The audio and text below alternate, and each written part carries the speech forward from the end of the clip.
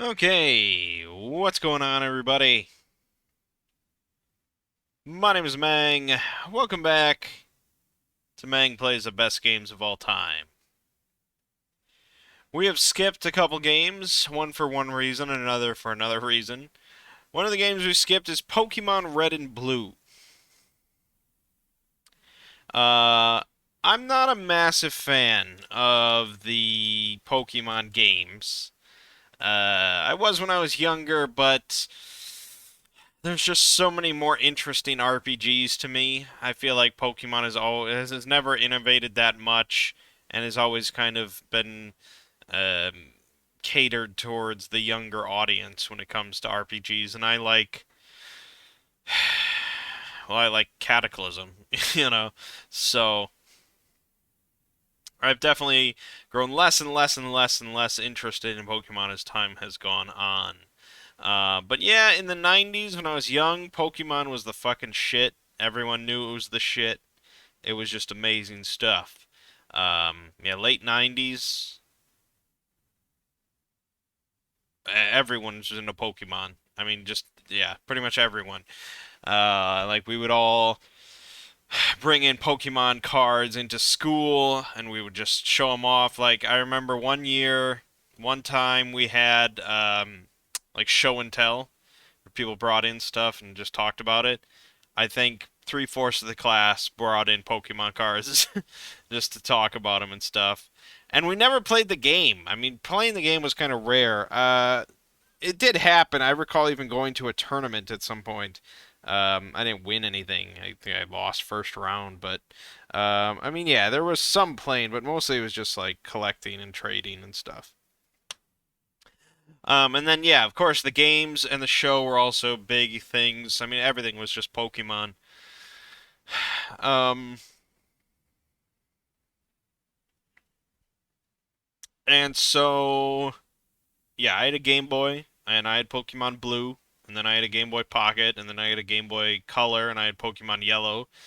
Um, Christmas 1999, I got the Pokemon Yellow special, like the special Pikachu edition or something, a Game Boy Color. So it was a unique Game Boy Color that was sort of Pikachu themed and came with Pokemon Yellow as a bundle. I think both my brother and I got that same thing for Christmas that year. And I'll never forget it because that was, Y2K. That was that New Year's. And I remember thinking like, well, if all the power goes out, I don't really care because I'm just sitting here with my Game Boy anyways. Like, well, all the power in the world can shut off. It don't matter. I got Pikachu. So yeah. But as time went on, like I said, I just lost more and more interest in Pokemon. But Pokemon Red and Blue, great shit. Very great shit. In the long run, it could be that there are better Pokemon games, and I would probably even say like Pokemon Fire Red is like a better version of Pokemon Red and Blue. But the series hasn't innovated that much, and there's just something nice and simplistic about the original 151 that just everyone knows, you know? Nothing complicated, nothing new, nothing fancy. Uh, and yeah, I mean, it's hard to say. On one hand, I don't think it's that great of a game personally, but on the other hand, I think it's one of the best games of all time. So it's hard to say. Um, it's just such like this is one where I'm kind of like it's such an important game. Like it's too important to not say that it's one of the best games of all time. Um, it's so ingrained in like, you know, pop culture. Twitch plays Pokemon and all, all this sort of stuff. Man, Twitch plays Pokemon was fucking wild too. Um, but yeah, it's not something I ever want to sit down and play or anything like that. But if I had kids and I was trying to be very, very particular about how I raised them when it came to gaming, I would want them to play Pokemon Red or Blue or Yellow, I guess. Um, and I think that game probably still does hold up and is very playable. So, yeah, that's that. Now, the other game that we skipped, I technically didn't skip. It's Parappa the Rapper. I actually did record a little video for this, but my computer basically crashed, so I lost the recording, and I didn't want to do it again. I'm not a big fan of that game because I'm really not a fan of rhythm games in general, mostly because I'm really shit at rhythm games in general. It's basically the first real rhythm game, uh, at least the first one on a console. And uh, for one, I don't really like it. For two, I don't really think it holds up in the grand scheme of rhythm games that it all came after it. And three, I don't really think it should be on the list at all, because it's if you remember, the game needs to have appeared on 6 best of lists in order to appear on this master list. This game appeared on exactly 6, but one of those is the 1001 games you must play before you die, which basically every game on this list is in that book. And that's 1001 video games you must play before you die is not the same as the best games of all time. Um, it's not the 1001 best games of all time. It's not. And I would agree that Parappa the Rapper is a game that you should play before you die, but that doesn't mean it's one of the best games of all time. So, for all those reasons, I don't think it's one of the best games of all time, and I didn't want to re-record the video. So that's that. I'm sorry if it offends you. But now we can move on to Quake. And I think we should just start playing because I'm all tabbed and we have no sound. So I think we should just keep start playing and talk about it. But yeah, so this is id's follow-up to Doom, and quite a different sort of take on first-person shooter. Similar in some ways, but more kinetic and more gritty, more dark and grungy, and I don't know. Um,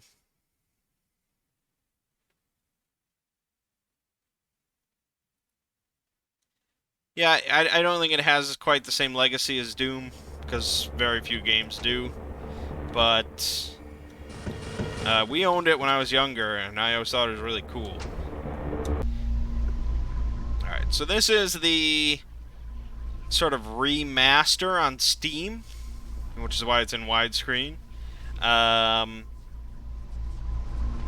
have all of like the modern niceties and upgrades turned off for the most part, but yeah, it's still running at like 175 FPS or something.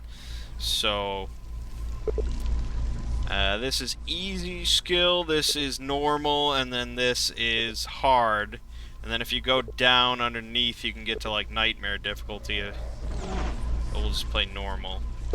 And we're going to do the first episode, Dimension of the Doomed. So, yeah, I mean, if you just listen to the music, sound effects and stuff, it's way just more foreboding and dark.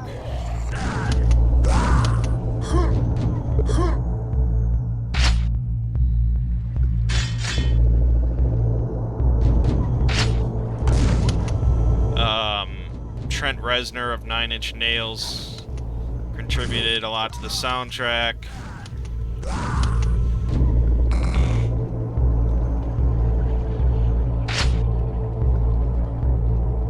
And Sandy Peterson was a big factor in its development. So the whole game definitely has a lot of sort of Lovecraftian influence, you know, despite being a first-person shooter.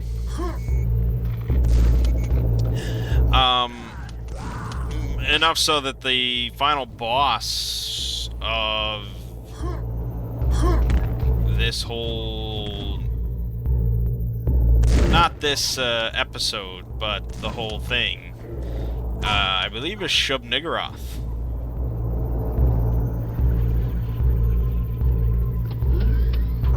Which is pretty wild stuff. Alright, we got the nail gun. It shoots nails. And it shoots them as like an actual physical projectile. Okay, is this not? Okay, there we go.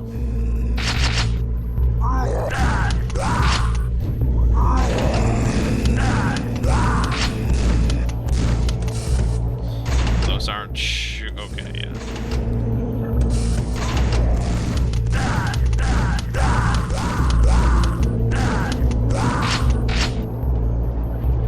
Yeah, so I mentioned this before, but I never got that far in the actual, like, single-player mode of Quake.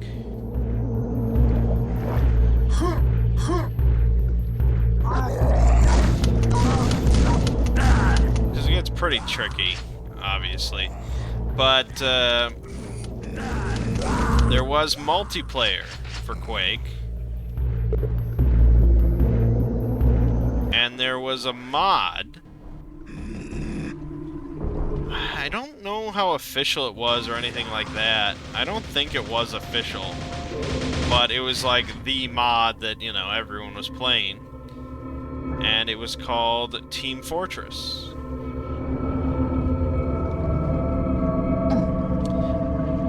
And in it, there were 2 teams. And you got to pick different classes with different loadouts and abilities and stuff. And you had to kill the other team. Or capture the flag, or whatever. There were a bunch of different maps, but the only map that most people ever played on was 2 Fort. Which is like, whenever I think of Team Fortress, I think of 2 Fort. And I didn't get to play it much. I didn't get to play it much because my brother...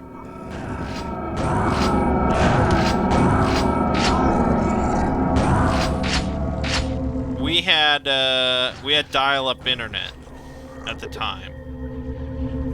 And so we could only go online to play at certain times when, like, my mom was not expecting any sort of phone calls or something like that. I don't remember all the specifics of what the timing was, but it was fairly limited. And so basically, during that window of time,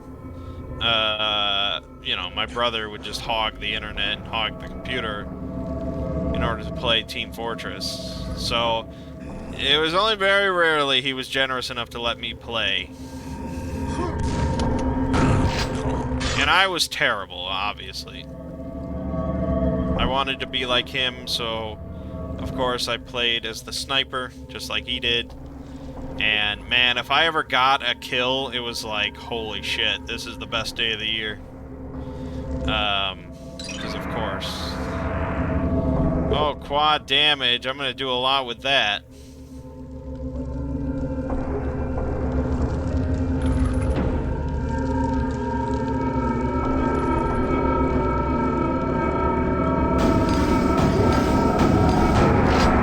But yeah, I mean, I always thought it was just the coolest thing. Because we didn't have a lot of first-person shooters.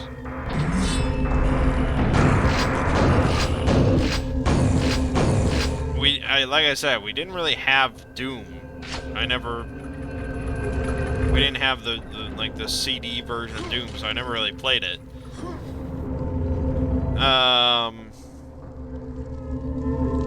We had Duke Nukem 3D, which was fun, but it was just single player. And we had Half-Life, eventually. But Half-Life was too scary for me, so I had no interest in that. So here was Quake Team Fortress, which was multiplayer, which was a very unique thing of playing against other people in a first-person shooter. And you had, like, different classes, which I thought was so fucking cool.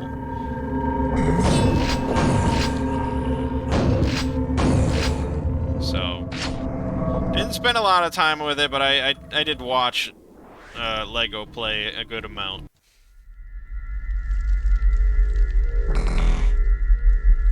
That was back when Lego was actually better than me at video games. Yeah, the grenade launcher. This thing's a thing of beauty.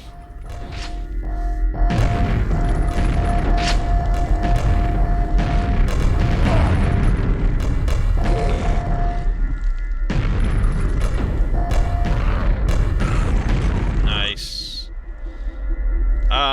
So yeah, Quake,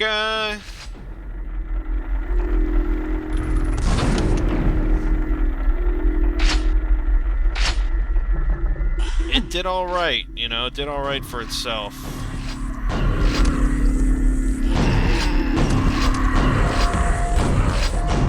So I don't know, I don't think Doom had, like, online multiplayer. I don't know. Maybe, I don't know. That's what I always associate Quake with, is like the real dawn of online multiplayer first-person shooters. And it wasn't handled in-game. It was handled through a service that we use called MPlayer, which I think later got bought out or something and became GameSpy, I want to say. But this is ancient history we're talking about. I never hear anyone talk about MPlayer. Shit.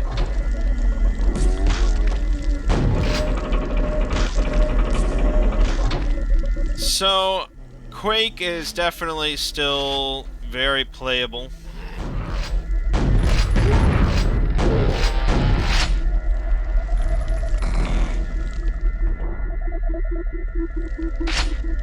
And I would say just doing this, playing this right here, compared to like other recent, like new boomer shooters that have been released, like Dusk or something, I would say it's pretty solid.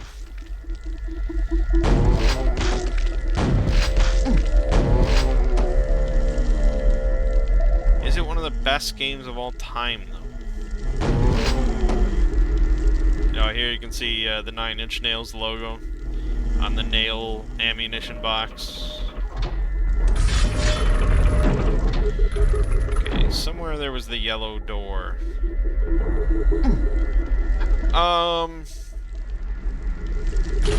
Yeah, I don't know. It's hard to say.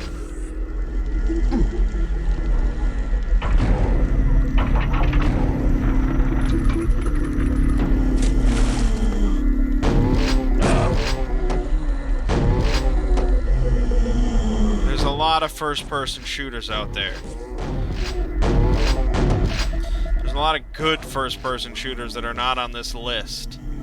So, yeah, I mean, if it were up to me, I think some of these games, like Quake, would get bumped off.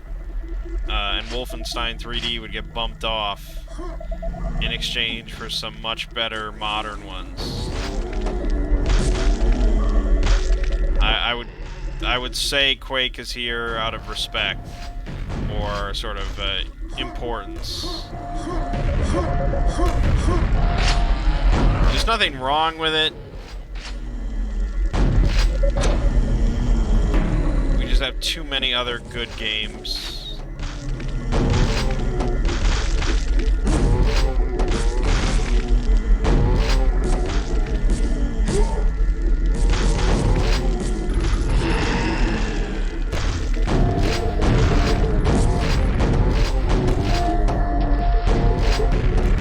I mean, I would say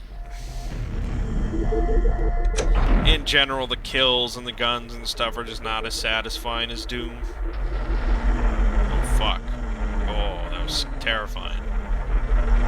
Why are you gonna do that to me?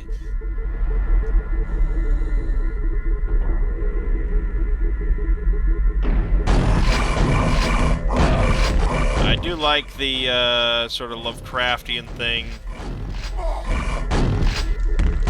I think one of the enemies is called like the Shambling Horror or something. But yeah, I don't know.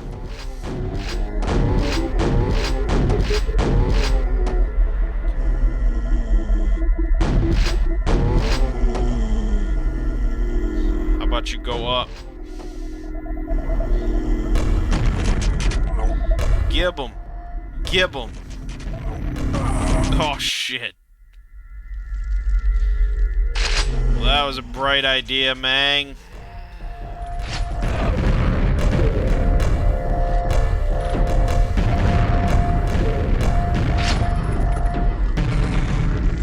Let's try turning on all the niceties. So high resolution, anti-aliasing, depth of field, motion blur, everything, even though I don't like some of those things. There it is. Does it look a billion times better? No, it does not.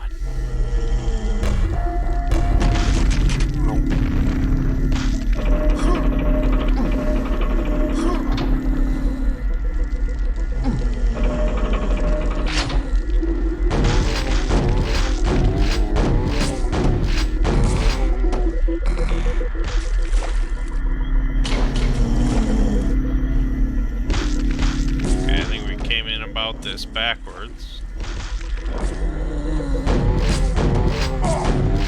So, yeah, that's probably all we need to say about Quake.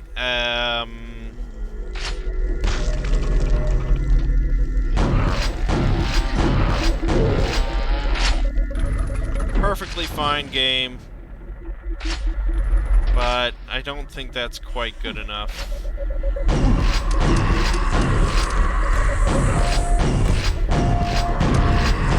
I mean, if you ask me whether I'd rather play Doom or Quake, I'd pick Doom any day of the week.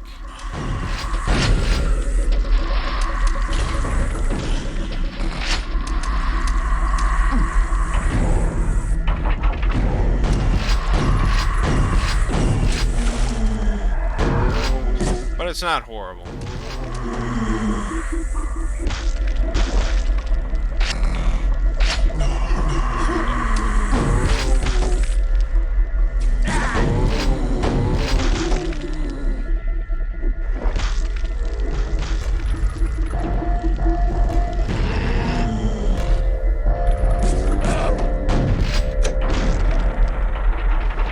I want to finish this stage, damn it.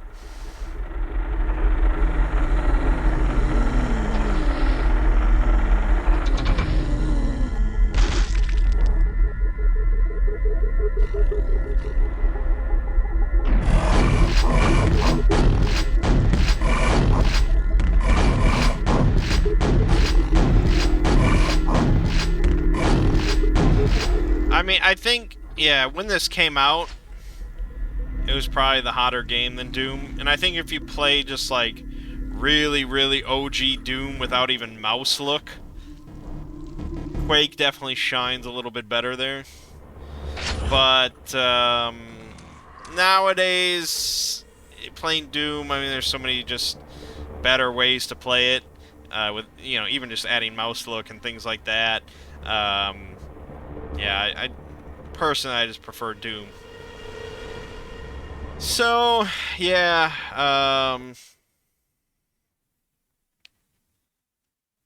it's kind of hard to say. I mean, I feel a little bad. I do feel a little bad saying that it's not one of the best games of all time. But I think in today's world, it's just not that special.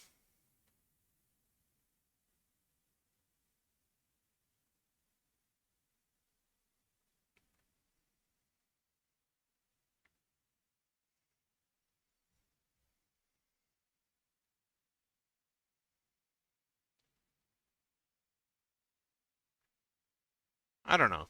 I mean, I could see arguments, I guess. I could be swayed, but for now, I'm labeling it. So there you have it. There you have it. My name is Mangg. This has been Mangg Plays the Best Games of All Time with Quake. And I'll see you fine folks next time.